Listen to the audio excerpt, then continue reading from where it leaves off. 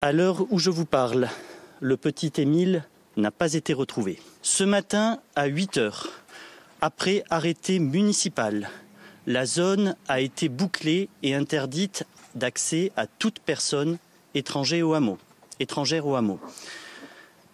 Les gendarmes ont alors investi les lieux pour pouvoir procéder, et ils le sont toujours actuellement, à des opérations de ratissage judiciaire.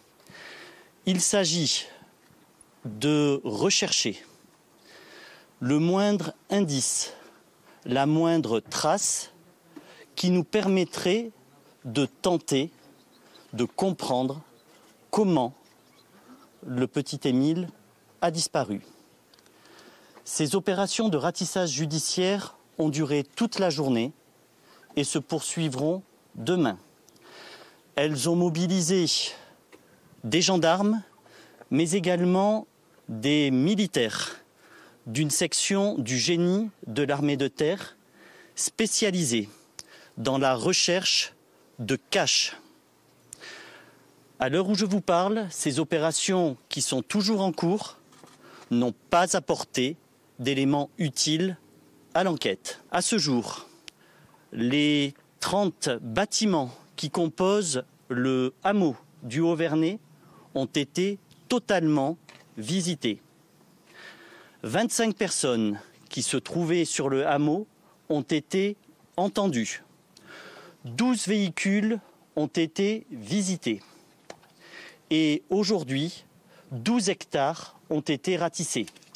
Un ratissage méticuleux, des alignements de gendarmes, comme vous avez pu le constater, au coude à coude, qui ont pu cribler les zones qui avaient été définies pour vérifier s'il existait une trace ou un indice qui puisse nous aider dans le cadre de l'enquête judiciaire. À l'heure actuelle, nous ne disposons d'aucun indice, d'aucune information, d'aucun élément qui puisse nous aider à comprendre cette disparition. Nous en restons, comme je vous l'avais dit hier, comme je vous l'avais indiqué avant-hier, aux seuls 2 témoignages qui voient l'enfant sortir du domicile et faire une dizaine de mètres dans la petite rue descendante qui est la seule voie de ce hameau. Nous sommes au même point que même avant-hier, après la réception des 2 témoignages. Et ce n'est pas faute d'avoir multiplié les investigations dans leur nombre, dans leur intensité et dans leur localisation. Maintenant, peut-être avons-nous, sans le savoir, récolté un indice, un élément qui apparaîtra au cours des exploitations. Il faut nous laisser du temps. Les auditions vont se poursuivre. Elles concernent principalement les personnes qui se trouvaient au hameau samedi, sachant que certaines peuvent habiter à l'extérieur du département s'il s'agit d'une résidence secondaire.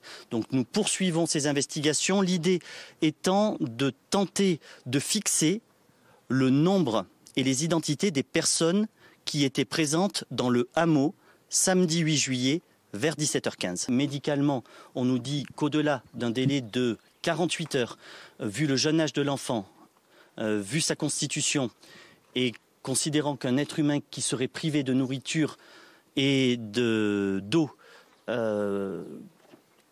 par les fortes chaleurs qui sont actuelles, le pronostic vital est très très engagé. Quel est l'état d'esprit de la famille ce soir? Vous les avez rencontrés? Je les ai rencontrés il y a quelques minutes encore, je les rencontrerai à nouveau tout à l'heure.